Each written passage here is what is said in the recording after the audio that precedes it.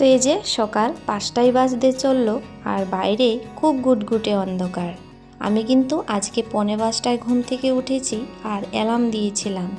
অ্যালার্মের আগেই আমি ঘুম থেকে আজকে সকালে উঠে পড়েছি।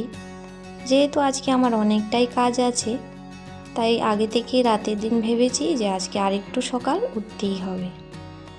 তো যাই হোক, আলসি তো লাগেই, কিন্তু সকালে উঠে পড়লেই শরীরে কিন্তু এনার্জি অটোমেটিক্যালি চলে আসে। গুড মর্নিং, কেমন আছো সবাই? নমস্কার, আমি পিঙ্কি ত্রিপুরা থেকে বলছি।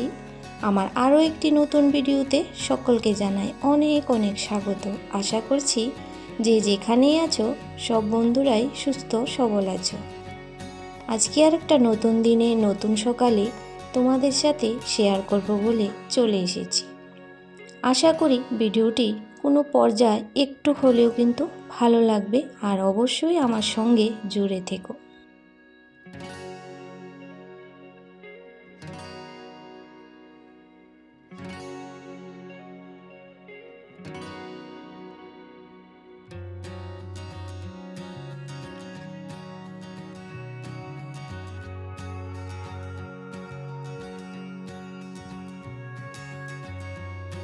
থার্সডে মানেই তো অনেকটাই কাজ থাকে সব নারীদেরই ঘুম থেকে ওঠে, কারণ ওই দিন যেহেতু মা লক্ষ্মীর ঘট বসাতে হয়, তো একটু পরিষ্কারটা একটু বেশিই থাকে। তো ওইদিকে আমার পুরো ঘর ঝাড়ু উপর থেকে নিচ সমস্ত কিছুই কমপ্লিট হয়ে গেছে ঝাড়ু মারা। তারপর কিন্তু আমি ঘর একে একে সমস্ত ঘরগুলো মুছে পাংখা লাগিয়েছি। আর সবাই তো ঘুমিয়ে আছে, তো ওইখানে পাখাটা চালাইনি, বাকি রুমগুলোর পাখা চালিয়ে দিয়েছি। আর ওই যে বাইরে একটু একটু কিন্তু ফর্সা হচ্ছে আস্তে আস্তে।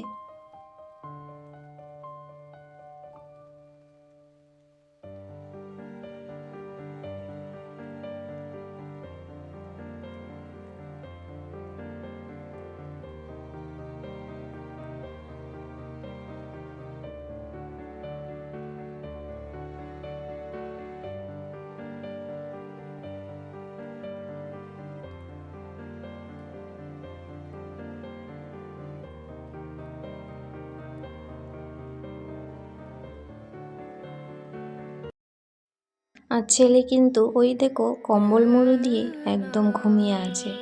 তো ঠান্ডাটাও আগের থেকে তুলনায় একটু কিন্তু কম হয়েছে।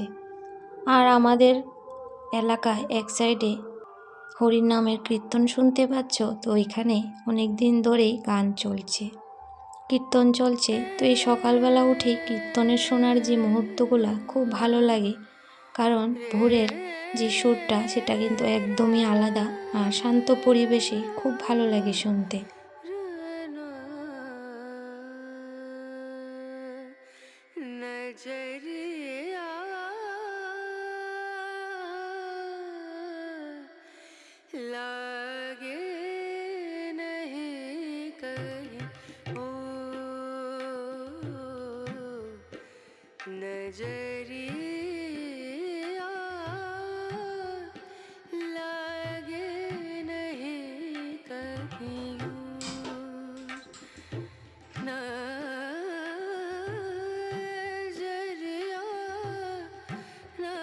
তো ঘরে এসে গরম জলটা আগে বসিয়েছি। তো গরম জলটা বসিয়েছি, ছেলে খেয়ে যাবে, আর আমিও আমার জন্য একটা এই যে জিরে জল বানিয়ে নিচ্ছি। মোটা জিরা, এলাচ, দারচিনি, একটা তেজপাতা দিয়ে এটা আজকে খালি পেটে সকালে খাবো লেবু দিয়ে। আর এটা যদি শরীরের জন্য কিন্তু খুব উপকারী, যারা খাও তারা তো জানোই। তো আমি মাঝে মাঝে এরকম খেয়ে থাকি, কোনো দিন তো একদম সারাদিনই খেতে থাকি, বেশি করে বানাই। তো এই যে আমার জন্য 1 গ্লাস করেছি, আর কিন্তু কেউ খাবে না, সবাই পালিয়ে যাবে গন্ধ শুনলেই। কিন্তু আমি খেতে অভ্যস্ত, আমার খেতে খেতে একটা অভ্যাস হয়ে গেছে, যেহেতু আমার কোনো সমস্যা হয় না। তো ভাবছি যে আজকে বৃহস্পতিবার, পূজাটা দিতে দেরি হবে, তো নাস্তার যদি প্রিপারেশনটা একটু আগে থেকেই করে যাই তাহলে কতটা সুবিধা হবে আমার।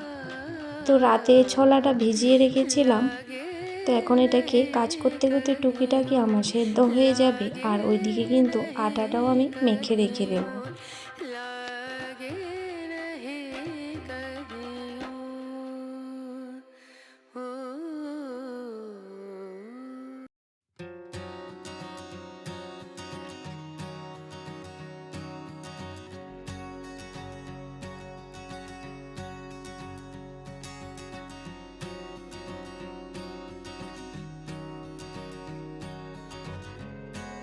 তো এই কাজগুলি করে আস্তে আস্তে আমার কিন্তু বেজে গেছে প্রায় 6টা 15।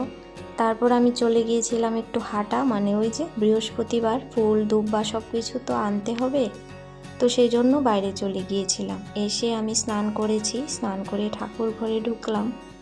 আর ঠাকুর ঘরে ঢুকলাম মানে আগের দিন কিছুই করা ছিল না, সমস্ত বাসন কুসন ধুয়েছি। আর বৃহস্পতিবারে তো বাসন একটু বেশিই থাকে, ঠাকুর ঘর মুছলাম। তো প্রায় আমার 1 ঘন্টার উপরে এই ঘরেই লেগে গেল আর কি। তো যাই হোক, স্বস্তি মতো সকালবেলা পূজাটা হলে মনে হয় সারাটা দিন যেন একদম স্বস্তিতে যায় আর অনেকটাই মনে শান্তি থাকে।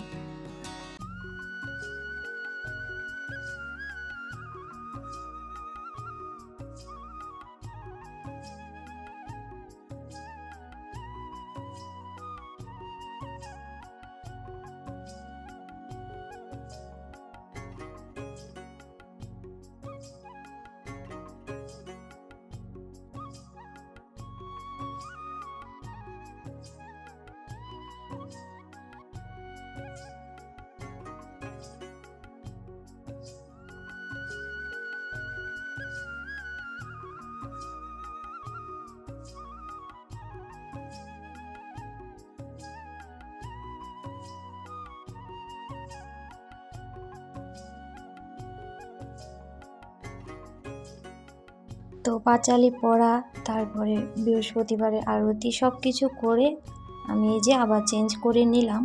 আর পূজা করার পরে কিন্তু খালি শরীরে, মানে শরীরটা হাত পা একদম ঠান্ডা হয়ে যায়, তো তখন একটু ঠান্ডাই লাগে।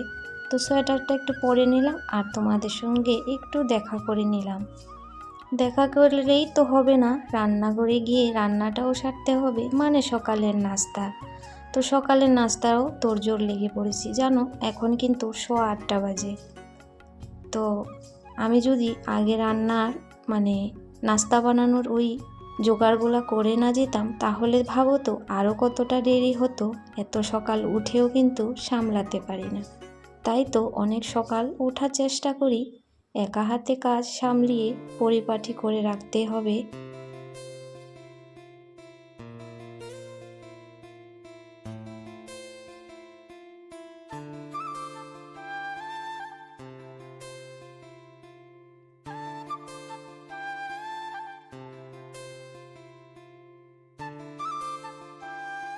পর্দার আড়াল থেকে যে সকল সাধারণ বন্ধুরা আমাকে তোমাদের মূল্যবান সময় দিয়ে যাচ্ছ, তোমাদের জন্য রইল প্রাণ ভরা ভালোবাসা আর অনেক অনেক ধন্যবাদ। সব বন্ধুদের উদ্দেশ্যে বলছি, যারা আমাকে সুন্দর সুন্দর কমেন্ট করো আর যারা কমেন্ট নাও করো, সবার জন্য অনেক ভালোবাসা রইল। এইভাবেই তোমাদের ভালোবাসা আর মূল্যবান সময়গুলো আমাকে একটু দিও, যাতে আগামী দিনে আরও আমি এগিয়ে যেতে পারি। তো এই যে আমার ফৌজি সাহেব কিন্তু এসে পড়েছে, দেখেছো, আমাকে বলল সরো সরো তুমি এবার, আমি রুটি বেলে দিচ্ছি। তো এরকমই করে, ঘরে আসলে আমি আগেই বলেছি আমাকে প্রচুর পরিমাণে হেল্প করে। সব কিছু আমি ক্যামেরাবন্দি করি না, কারণ ও কিন্তু পছন্দ করে না। তো যাই হোক, ক্যামেরাটা আমি নিচের দিকে করে রেখেছিলাম, ওটাই ছিল।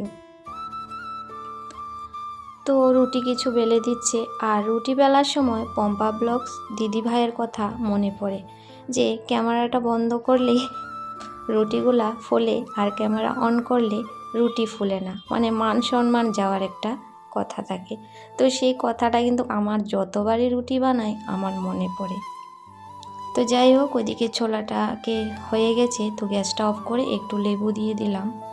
আর ওই যে, তো বলছে কি পরোটা বানাচ্ছে, বলছে তোমার জন্য স্পেশাল পরোটা বানাচ্ছি, ঘি দিয়ে বানাবে এগুলা। তো যাই হোক, এই হাসি মজা করতে করতে দুইজনা বানাচ্ছিলাম। তো কিছু কিছু জিনিস আমার স্মৃতির পাতায় থেকে যাবে, কোনো একদিন আমি যখন বৃদ্ধ হয়ে যাব এগুলাকে অবশ্যই দেখব আর অনেক কিছু মিস করব।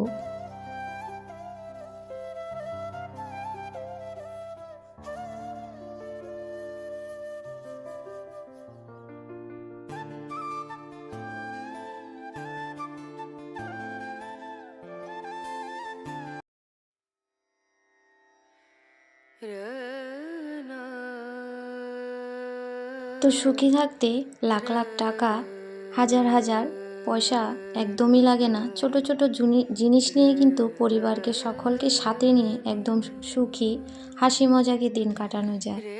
আপদ বিপদ তো জীবনে লেগেই থাকবে, সুখ যেখানে আছে দুঃখও থাকবে।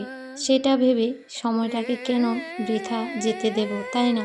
প্রত্যেকেই যে যেখানে আছি, যেমনি আছি এমনিতেই আমরা জিনিসটাকে সুখের আবদ্ধি করে ওই জিনিসটাকে উপলব্ধি করব, যে এই সময়টাও আমি সুখী করে ধরে রাখতে পারবো। তো এখানে সকলের কিন্তু নাস্তা গিয়ে চলে গেছে, আর সবার পরে আমি যেহেতু একটু আস্তে খাই, সবাইকে দিতে দিতে আমার দেরি হয়। তারপর সমস্ত বাসনকুসন ধুয়ে রান্নাঘরটাকে একদম পরিষ্কার করে নিলাম। তারপর আমার কাপড় চোপড় রয়েছে। তো আজকের মতো ভিডিওটা এখানেই আমি সমাপ্ত করছি। আবার ফিরে আসব নতুন দিনে নতুন সময়ে, কারণ আজকের ভিডিওটা অনেকটাই বড় হয়ে যাচ্ছিল। তারপরের পার্টটা আগামী দিনে আসবে। অবশ্যই তোমরা আমার সাথে থাকবে। আশা করছি ভিডিওটি একটু হলেও তোমাদের ভালো লেগেছে। সবাই খুব ভালো থেকো, সুস্থ থেকো।